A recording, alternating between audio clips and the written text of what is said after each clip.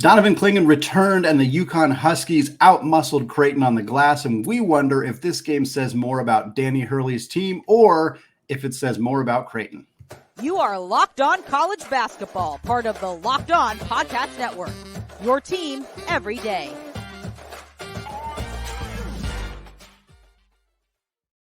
What's up, folks? Welcome into the Locked On College Basketball Podcast, the only daily national college hoop show out there, part, of course, of the Locked On Podcast Network, your team every day. I am your host, Andy Patton, joined today by our weekly contributor, Leaf to Lean.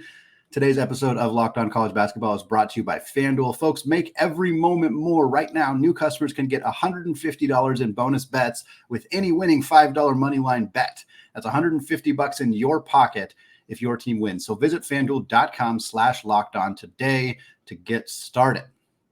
Well, we got another unranked team beating a ranked opponent to talk about later in the show. We'll talk about Houston and their win over Texas Tech, some conversation about Bronny James and USC, and a preview of Thursday's games, jam-packed episodes to get to today. Want to start in the Big East, though. We talked about Purdue and their big victory on Tuesday night, and then UConn, of course. Purdue and UConn were kind of the fighting for those number 1 and number 2 spots. Purdue blasts Indiana on the road, but then UConn comes out and also has a really big win over a better team in Creighton than those Indiana Hoosiers. Hold Creighton to just 48 points, 21 points in the first half for the Blue Jays. A really abysmal offensive night for them, 6 of 26 from the three-point line for the Blue Jays. Clingan's return obviously had an impact on this game. He only played 15 minutes. That was kind of the expectation, was that it wasn't going to be a huge game for him just in terms of minutes coming off of that foot injury. But 21 offensive rebounds for UConn.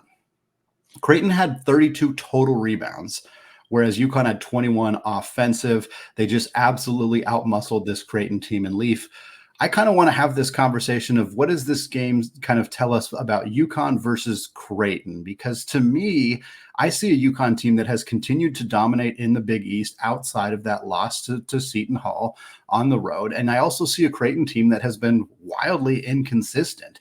At times, they have had this really beautiful, poetic offense, what you expected coming into the year on a team with Trey Alexander and Baylor Shireman and Ryan Kalkbrenner and a new addition at the point guard spot in Stephen Ashworth. And then at other times, they look completely disjointed. I mean, like we said, they missed 20 three-pointers in this game. They couldn't get a rebound to save their lives. Like, I know they were playing a really good team in UConn, but it's hard for me to not have some concern about Creighton. What did this game kind of tell you about either team here? What it told me initially while watching it was, okay, UConn isn't playing very good offense, but they're going to win this game with their defense. And that matters. For a team that we think can win the national championship, you have to win different style of basketball games. And I think UConn passed that test with flying colors. They made this a rock fight. And UConn, if you look at their offensive efficiency, is pretty up there. And obviously Creighton's well known for their offense and, known to be mediocre defensively over the years. Well, actually this year defensively, Creighton entered the game at number 12 in Ken Palm defense. And so it was going to be a battle to see who could execute better. And I wouldn't say either team really executed well, but UConn was able to muscle and hustle their way into this win. And then at the end of that first half, which is where the difference was made, like Creighton started off the game pretty well. They led 12-9, I think. And then it became kind of a back and forth affair. And then the last 6 to 8 minutes of the first half was all UConn determination and defense. And that was really the recipe. Creighton didn't score for like 7 minutes between the two halves. And so to answer your question, I think it says more about UConn's ability to win in different ways, because I think we already knew that Creighton was inconsistent and the type of team that can beat teams that they're supposed to beat, but not beat teams that are at equal level or better than them away from Omaha. I think they're lucky to beat St. John's, frankly, in Omaha. And I expected, I bet, quite frankly, I bet on UConn to cover the spread in this one. And I felt pretty comfortable going into it just because Creighton has 2 players that are really good offensively and one that's really impactful, but he doesn't get the ball as often. So Alexander's really good offensively, but UConn matches up very well with him.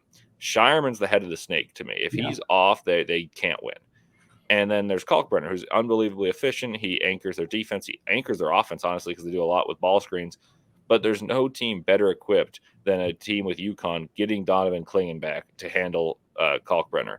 So I felt fairly confident in UConn, but Creighton is what I think like we think they are. They're a good team that's not actually all that great. Like last year's team was a 6 seed with 2 seed talent. This year's team's a 6 seed with 6 seed talent. It's a good way to put it, I think. I want to move over to the Big 12, talk about Houston here, a team that was the last undefeated team in college basketball coming into Big 12 play. They've obviously been massively successful the last couple of years under Coach Kelvin Sampson, but the big question was always going to be, what is this team going to look like when they get into conference play? The Big 12 is a different breed. It is a different animal of college basketball.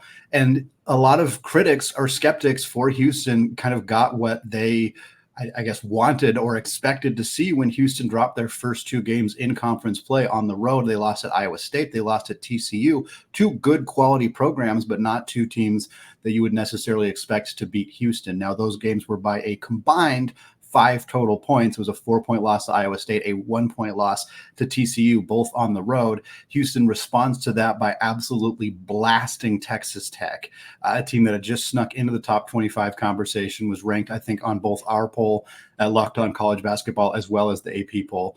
And again, Houston beat them 77-54 in this game. Houston held Texas Tech to just 18 made field goals on 49 attempts. They were, believe it or not, Tech was 11 of 27 from 3, which is pretty good. They were 9 of 22 on 2-pointers. They could not get anything going around the rim. They struggled just to handle Houston's defense. Houston ran away with this one in a major way. Jamal Shead, extraordinary performance from him. 29 points and 10 assists. He did it on 12 of 16 shooting, 3 of 3 from the free throw line. Really magnificent performance from him. I had just written an article at USA Today, and I was trying to decide which Big 12 Houston player I wanted to put on my all Big 12 first team, whether it was going to be Cryer or Shead. I picked Cryer. Shead immediately made me look silly by having such a dominant performance here against Texas Tech. I guess, what did you make of Houston's start in Big 12 conference play? Does this win here mean that they're kind of back in that conversation? Did they ever leave that conversation as one of the top teams in the conference? Like, how do you think this win and this response kind of bodes for this team going forward? Well, I expected them to drop one of the 2 against TCU and Iowa State. They lost both, and both of them were in close, heartbreaking games and that they had a chance to win. And then coming back, I don't care if they'd won both or lost both. And in the case of losing both, they were not going to lose a third. Yeah. So this was a get right spot.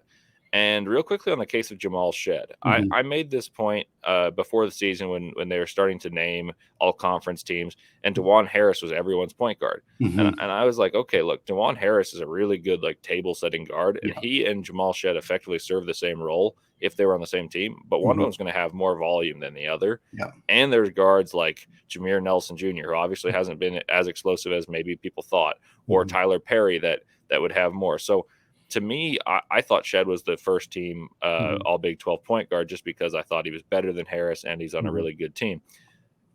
But that speaks to why they lost the game against TCU.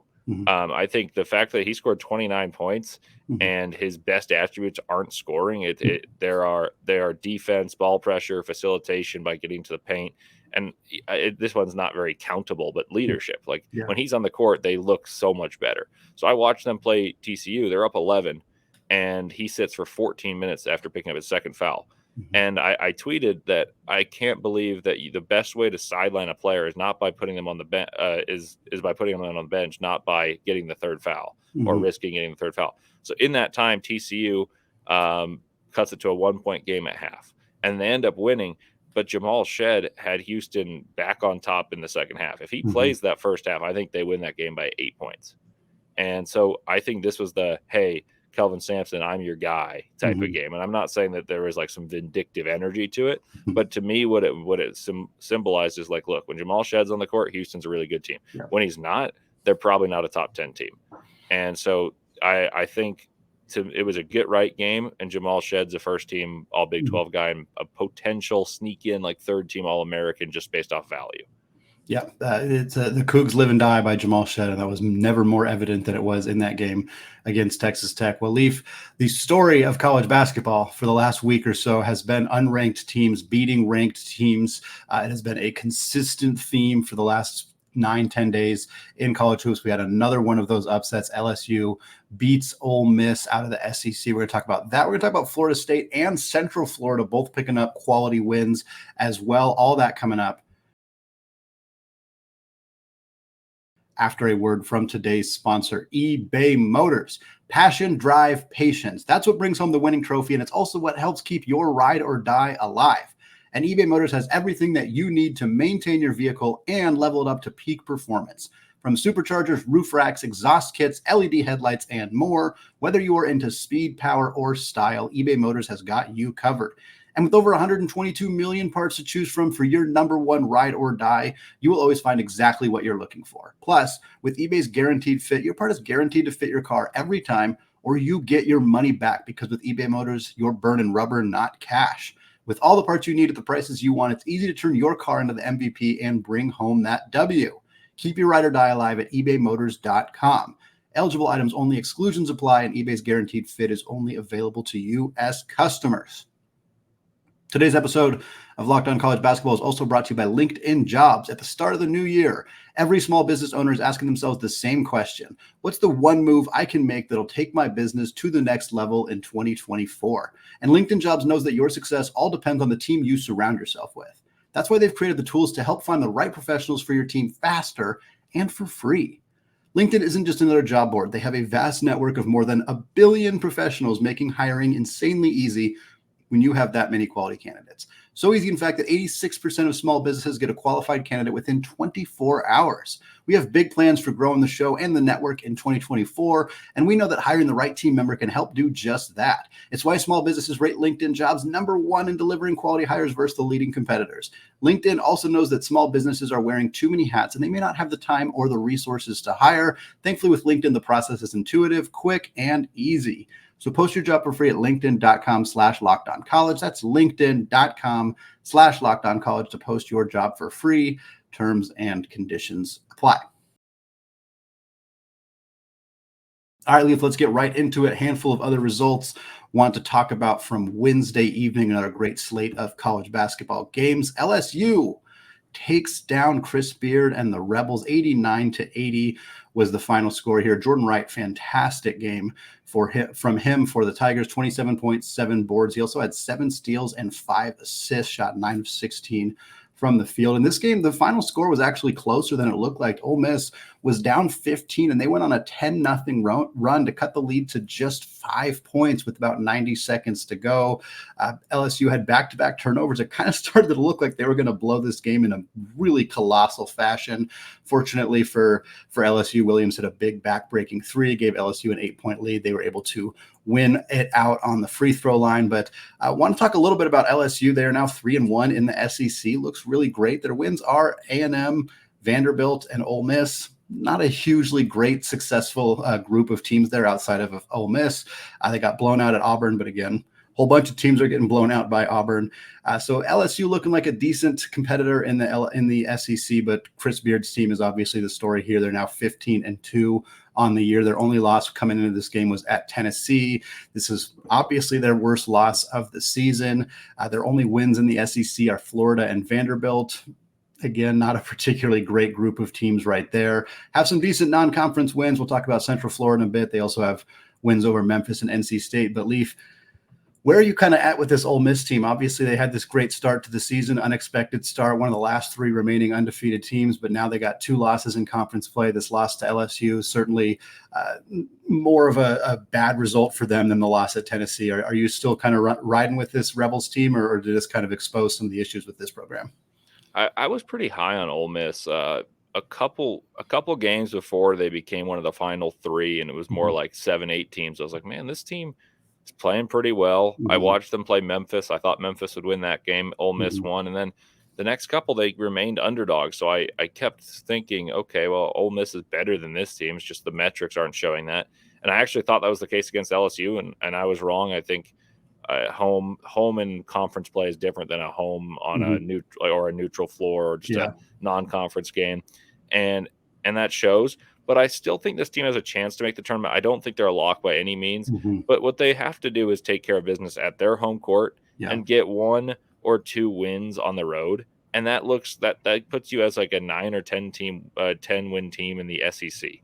And I think that's enough, because at the top of the SEC, you've got 3 teams that are going to be within the top 6 or 7.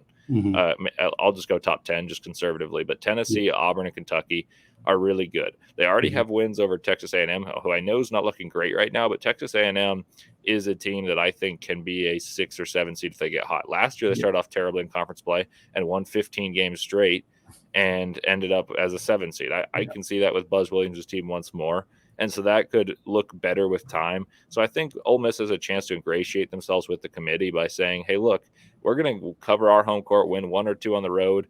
Florida, they beat by 18. I think Florida makes the tournament. And so we'll see. I'm a little bullish on Ole Miss. I think Beard, for all the off-court issues, is a really good basketball coach. And I think there's a way that this team improves because they have a lot of talent. They just weren't expected to mesh as quickly as they did, and now they're kind of just coming back to earth against teams that are built to prepare and ready to play against that type of talent, whereas Ole Miss shocks some teams early. I want to move over to the ACC here, and then the Big 12 to close it out. A couple teams in Florida. Florida State takes down Miami. Miami's now 3-3 in the ACC, only 12-5 overall. I think it's pretty clear that this team has been a disappointment. Obviously back-to-back Elite Eight appearances, had some sky-high expectations. They lost quite a bit of talent from last year's roster, but still a really talented roster this year. With Wooga Poplar has taken that leap at times. He's also missed some games with injury, but they just have not been the team that people wanted them to be, people expected them to be. We've seen that with a handful of teams in the ACC, including Virginia. Lately, Clemson has been struggling as well. Pitt hasn't really taken that leap. But Florida State has been a team that I think we haven't really touched on much on this podcast, and they haven't gotten a ton of national attention. But they're 5-1 in the ACC. They've won 7 of their last 8 games. Now, the loss in that time period was against Lipscomb, which I think is kind of an indication that this team is not necessarily hasn't quite fully taken that next step, but they have wins over Wake Forest. They have this win over Miami that was on the road. They have wins over Virginia Tech, Georgia Tech, Notre Dame. They also beat Colorado and UNLV in the non-con. Like, Florida State's putting together an adequate resume. I don't think it's necessarily an at-large resume unless they make some even bigger noise, somehow pull off wins over somebody like Duke or Carolina in the ACC. But nice start for the Noles, and Miami's continued struggles have just put them in a position where this is looking like a really, really disappointing year for Coach Jim Larrañaga. Yeah, they're terrible on defense. Like, it is what it is. And I know they're an offensively oriented team. They were the last couple of years as well, but they've just lost a lot on defense. Like, Jordan Miller was their best defender. He was their best player, in my opinion, even though Isaiah Wong won the ACC Player of the Year. They're 123rd in defense. And as for Florida State, they're like Jekyll and Hyde. Because every time I watch them, they're terrible, and every time I don't, they're really good. So you're welcome for that one, Florida State. But I've watched them play well once, I should say. They beat Colorado, and they played well, and they won that in overtime. But this is a team that has a lot of talent. Leonard Hamilton's done more with less before, and this team has talent. So I think they could crack a tournament, but their non-conference resume wasn't very good, and I just don't have faith for them going against the actual good teams, the ACC. And although there are only 3 of them, and there's like 3 other teams that are kind of mid-tier, which includes Florida State, I don't see them beating North Carolina, Duke, or I mean, they could win. They could win. Anyone could win any game, but I just don't think they're at the same caliber as the upper echelon. No, I would agree with that. Big 12 to close it out. Central Florida upset over Texas. 77-72 is the score here for the Knights. They now have 2 wins in the Big 12, Kansas and at Texas. Really good start to the resume for Central Florida in terms of picking up those wins. Their losses are at Kansas State and BYU. So, you accept the loss to BYU. At Kansas State, that's a tough place to play, even though that team is not nearly as good as they were last year. But now the Longhorns, they're 1-3 in the Big 12, and their only win is a 1-point victory over Cincinnati, a game that very clearly could have gone either direction. Meanwhile, the Longhorns have losses to Texas Tech. They have a loss at West Virginia. Now they have a loss against Central Florida. And things are not looking good for Rodney Terry's team. I mean, they have not had a particularly difficult schedule yet in the Big 12, and already they're 1-3. We've talked a lot on this podcast being shocked that the AP poll had still had Texas ranked for probably 2 to 3, maybe even a month longer than they should have been ranked. Obviously, no longer the case for them. And kind of the same question we posed at the top with UConn or Creighton. Does this win for Central Florida say more about the Knights, who again now have 2 pretty good wins in the Big 12, or does it say more about this Texas team that seems to be really running out of steam to start conference play? It has to be Texas, just because there were expectations of them being a top 15 team, especially when Dylan Dessou got back and not only returned to basketball, but returned to being himself. Well, he's been good, and the team's just not well constructed. Like last year's team, you would say, oh, they returned Dylan Mitchell, Dylan Dessou.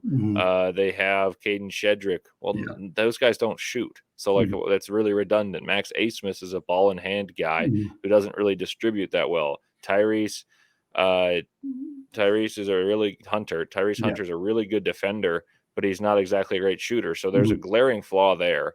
And defensively, they haven't been as good as they should be based on that roster either, where 3 of those 5 are supposed to be defensive stoppers and the other 2 are bigger bodies. And so I think it's the writing's on the wall, fairly or unfairly, for Rodney Terry. Because he inherited a really good team last year. They probably should have made the Final Four, lost in the Elite 8. And they're like, well, he made the Elite 8. Like, he did his job after taking over for Chris Beard. But those are all Chris Beard's players. I think after seeing this team, Rodney Terry is going to have a difficult time winning this job back in the eyes of Longhorn faithful as they move to the SEC. Yep, 100% with you. I'll be curious how long the leash is for Terry. I think he's a decent coach, a good coach, but he hasn't had a ton of head coaching success prior to this, and certainly you'd expect the leash to be fairly short, especially if this season continues to go the way that it has, and with them moving into the SEC next year. Well, I want to end the show here talking about a couple other results that we saw on Wednesday, some expected results with North Carolina, Kentucky, Arizona, Auburn all taking care of business. But I also want to talk a little bit about Bronny James. Can he be the guy at USC? We saw him have a decent performance against Arizona, but what does it look like with him stepping into that starting role? We're going to get to that and a preview of a handful of games on Thursday, all coming up after a word from today's sponsor, FanDuel. The NFL playoffs just kicked off, and there is still time to get in on the action with FanDuel, America's #1 sportsbook. Because right now, new customers can get $150 in bonus bets guaranteed when you place a $5 bet. That's $150 in bonus bets, win or lose.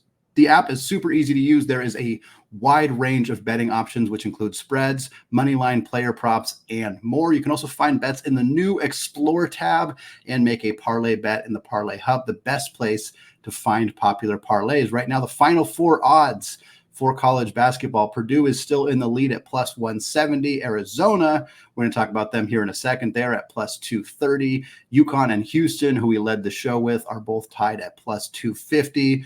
And then Auburn and North Carolina both picked up wins on Wednesday. They are next at plus 390. So visit FanDuel.com/lockedon now and make your first bet a layup. FanDuel, an official partner of the NFL.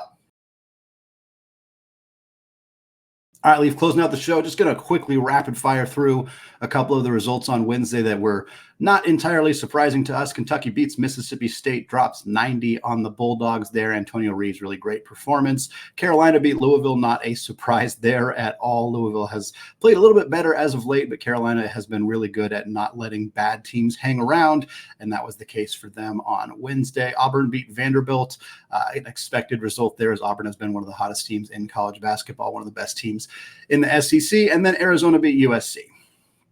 All expected results. Arizona was a 15-point win over the Trojans. And that's where I want to start. That's what I want to talk about here. Not from the Arizona side of things. We're glad to see them get back in the win column after struggling against Washington State.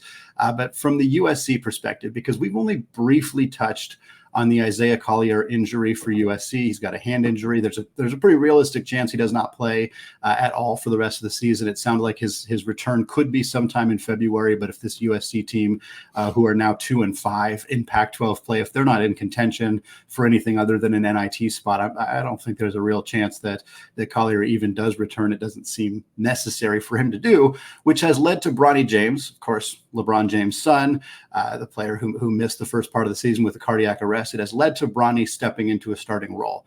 And the results haven't been great. They haven't been great for Bronny all season long since he's been returned. Again, he hasn't played very many games yet just because of coming back from that heart issues. But in this game, he had 11 points and 6 assists, but he also had 5 turnovers. He also shot 1 of 4 from 3.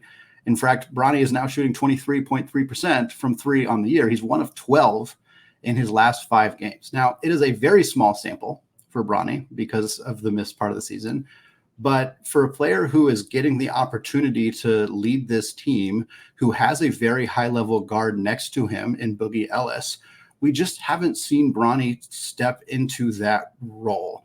I'm curious, we can talk a bit about the draft side of things. It's still a long ways away, and Bronny's draft stock is always going to be a bit more uniquely measured because of the potential for LeBron to sign with said team and the various factors that he deals with and that nobody else is really dealing with. But just from a performance perspective, we haven't seen it as much from Bronny as we wanted to. I think that's a fair place to start. Well, I personally think that no matter what he does, it's gonna be one, it's gonna be hyped up, regardless if it's good or bad. But 2, if you watch him play basketball, the things he does well are intangible things. They're not like flashy, look what he did. There's 37 points right there. It's more like, hey, I'm going to have 12, 6, and 5. And that would elevate his draft stock more than a great scoring game. Yeah. So in a way, I think he's been what I expect. I wouldn't say he's underwhelmed at all. In fact, I'd almost be impressed with the ability to get back on the court so quickly after suffering cardiac arrest. I came into this season, and I've been on record saying this, that I didn't expect him to be a one and done. And no matter when his hype was at its highest, like last summer, or when he was playing basketball and they were like, oh, well, he had a bad game. I don't think his game is reflected well in this box score. You have to watch him play. And that's not necessarily good for draft stock. But in terms of like what he'd actually do at the NBA level, that's what you want. You want to see him play defense and score off the ball and then defend. And then facilitate. Right. So to answer your question, I think he's got a chance to elevate his stock just because of opportunity to score and show he's got more in his scoring bag than because of Collier being out. But I don't know if that's necessarily good for his stock because it's an entirely different role than what he'd play. And as for USC, I think their season's in the toilet already, frankly. Unless they win the Pac-12 tournament, they're not making the tournament. Yeah. And so it's for icing on the cake for he and Kobe Johnson at this point. Yeah, I think you nailed it. I think that Bronny is being asked to play a role that is not the role he's going to play in the NBA, and so it's almost more difficult now for scouts to figure out, like, hey, we're looking at him as a backup guard, somebody who comes in, does those intangible things, who's not a lead guard, who doesn't have the ball in his hands a bunch, and now that's the role he's asked to play. So I do think it's going to kind of further muddy the water in terms of trying to evaluate him as an actual NBA talent when removing all of the excess things around him. I'm excited to watch him continue to develop because I do think there's a lot of promise there. But yeah, it's about the only thing interesting about USC at this point with how their season has gone. Leaf, we're going to close out the show today just talking about a handful of games that are coming up on Thursday evening. Not a particularly great slate of games. I got 5 here that I'm going to read off real quickly, and then I'm going to toss it to you to pick whichever one of these games is most interesting to you, and we can kind of talk about them from there. We got Minnesota at Michigan State, one of 2 Big Ten games on this list. That game will be at 6:30 Eastern time on FS1. South Florida at Memphis at 7 p.m. Eastern time. That game will be on ESPN. Wichita State at Florida Atlantic, also at 7 p.m. on ESPN2, so you can alternate there between those 2 games. The other 2 results are also going to be on FS1. After Minnesota, Michigan State, you got Illinois at Michigan, and then after that, you got Oregon at Colorado. Those games are at 8:30 Eastern and 10:30 Eastern, respectively. Leaf, out of that group of 5, what teams is most appealing or interesting to you, or what game do you want to talk about first? I think the one that stands out the most is Oregon and Colorado. And it's because both these teams have a chance to really improve their standing in the Pac-12 conference. Oregon right now is the team to beat in terms of record, but everyone still thinks Arizona's the best team. And I'm not saying that's wrong. But this is a chance for Oregon to legitimize themselves as, hey, we're a contender in this conference and a contender for an at-large bid. That's not just like a, hey, like, oh, they're number 2 in the conference, number 1 in the conference, let's give them an 11 seed. Like, they can move their stock up enormously. As for Colorado, this is a team that has all the talent in the world that we expected to be up near probably a 5 seed at the start of the year. And now they're kind of riding the ship after having some injuries, and it's a home game. Can they show that they can beat the upper echelon of the Pac-12 conference at home, as they've done for years as an underdog, but can they do it as a favorite? And so to me, that's the most intriguing game, just because it's really about legitimizing your case to be an at-large bid for both these teams, and just proving that in the hierarchy of the Pac-12 conference that you are among the elite or you're not. And I think if Colorado wins this game, they can have a case for it. But if they lose, I think they're permanently out of it, just because you have to win at home against the better teams if you're going to be one of the teams that has a chance to win the conference. Yeah, I agree. I think this is the only game on this list where it's kind of has decent ramifications for both teams. A lot of the other games, like Minnesota's not really in contention. South Florida, Wichita State, not really in contention. The other game that I will talk about is Illinois at Michigan. Michigan obviously not having a particularly great season. They've had all sorts of complications and issues and various things in that program, it seems, as the football team excels. The basketball team, not so much. Obviously, Illinois is dealing with the loss of Terrence Shannon Jr. right now, and the ramifications they're feeling without having him. And I think that's what makes this game a particularly interesting one. It's on the road for Illinois. They got to go to Ann Arbor to take on the Wolverines. Doug McDaniel will play because he's only suspended for road games with that part of that unique situation going on at Michigan. I'm very curious to see if Juwan Howard's team can pull off a victory here and beat the Illini, a team that has been struggling a little bit, despite being probably the second, maybe third best team in the Big Ten, depending on Wisconsin right now. But this is a big opportunity for Michigan to pick up a home victory and a potential stumbling block for Illinois. So I think that's probably the second most appealing game here. The rest of the games, the home teams should win all 3 of the other games there. But I think the Michigan is the best chance for an upset here. Yeah, I think Illinois has got a chance to win this one on the road. Right now, Michigan is within contention. I think Illinois is a 2-point favorite. And Illinois, to me, is interesting because Michigan has the bodies to guard Marcus Domask, who's been, posting up, kind of backing down and facilitating. But Michigan also has the ability to be terrible on offense and terrible at defense on any given night, or really good at one of them and not both. So if Illinois can figure a way to score with Domask likely being not as effective as he has been in some games, does that mean it's going to be Coleman Hawkins? Could Luke Goody get off for 3? I'm a little concerned about Illinois in the long run, and that's why this game intrigues me as well. So that also would have been my second choice here. And I will be watching this one because I think Illinois is going to have a better seed line than what their basketball indicates to me.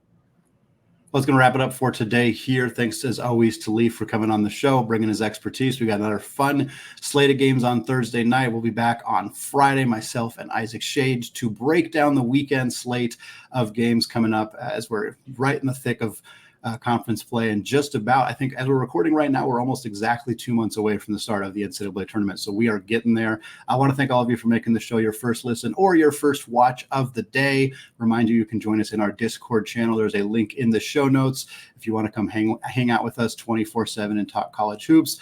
Until Friday, as always, peace out.